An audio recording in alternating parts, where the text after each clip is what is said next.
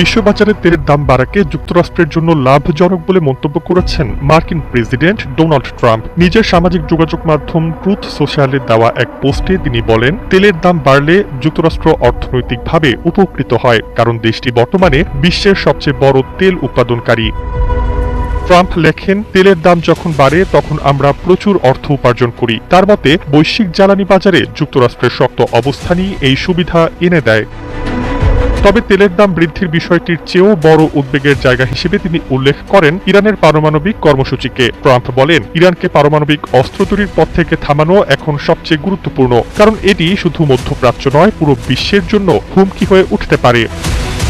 গত ২৮ ফেব্রুয়ারি যুক্তরাষ্ট্র ও ইসরায়েলের যৌথ অভিযানে ইরানে হামলার পর থেকেই মধ্যপ্রাচ্যে উত্তেজনা তীব্র হয়ে ওঠে। সংঘাতের জেরে গুরুত্বপূর্ণ হরমুজ প্রণালীর জ্বালানির পরিবহন কার্যত ব্যাহত হয়েছে।